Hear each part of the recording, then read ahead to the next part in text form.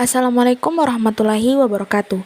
Pada kesempatan kali ini, saya akan menjelaskan materi tentang pengaruh kemajuan iptek terhadap NKRI. Yang pertama, mengidentifikasi pengaruh kemajuan iptek terhadap NKRI. Pada abad ke-20, rekayasa teknologi yang dikembangkan oleh manusia terus mengalami kemajuan, bahkan menuju kesempurnaan. Pada abad ini ditemukan beberapa alat yang sangat menunjang pada perkembangan dan kemajuan ilmu pengetahuan, seperti munculnya televisi, komputer, telepon, dan sebagainya. Alat-alat transportasi seperti mobil, kapal laut, dan pesawat udara seakan-akan membuat jarak antar daerah, bahkan antar negara sekalipun semakin pendek, dan bisa ditempuh hanya dengan hitungan jam, paling lama hitungan hari. Kemajuan iptek tentunya memberikan pengaruh bagi kehidupan sebuah bangsa, baik pengaruh positif maupun pengaruh negatif. Nah, berikut ini pengaruh positif dan negatif dari kemajuan iptek dalam berbagai aspek kehidupan. Yang pertama, aspek politik. Pengaruh positifnya menumbuhkan dan menanamkan nilai-nilai politik, mencegah tindakan korupsi, ikut dalam penentuan kebijakan publik.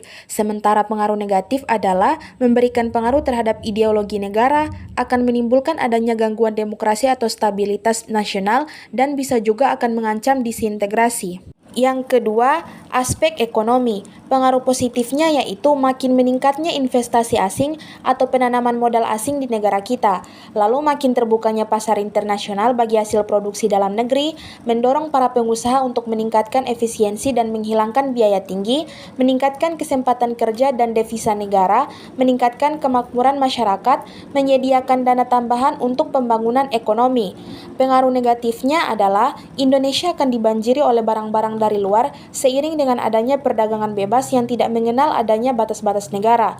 Dan juga cepat atau lambat perekonomian negara kita akan dikuasai oleh pihak asing, seiring dengan makin mudahnya orang asing menanamkan modalnya di Indonesia yang pada akhirnya mereka dapat mendikte atau menekan pemerintah atau bangsa kita. Yang ketiga ada aspek sosial budaya. Pengaruh positifnya yang pertama, komunikasi antar manusia tentu saja lebih mudah.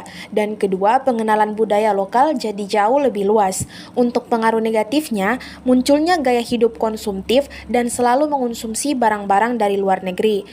Lalu munculnya sifat hedonisme, yaitu kenikmatan pribadi. Yang terakhir ada aspek hukum, pertahanan, dan keamanan. Untuk pengaruh positifnya yang pertama, menguatnya regulasi hukum dan pembuatan peraturan perundang-undangan yang memihak dan bermanfaat untuk kepentingan rakyat banyak.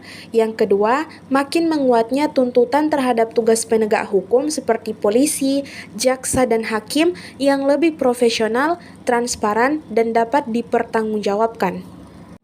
Untuk pengaruh negatif, akan menimbulkan tindakan anarkis dari masyarakat yang dapat mengganggu stabilitas nasional, ketahanan nasional, bahkan persatuan dan kesatuan bangsa. Kesimpulannya adalah, perkembangan ilmu pengetahuan dan teknologi telah membawa banyak perubahan terhadap pola hidup masyarakat.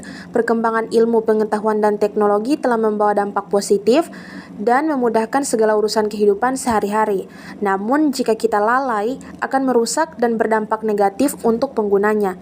Iptek merupakan sarana yang membantu dan mempermudah segala aspek kehidupan.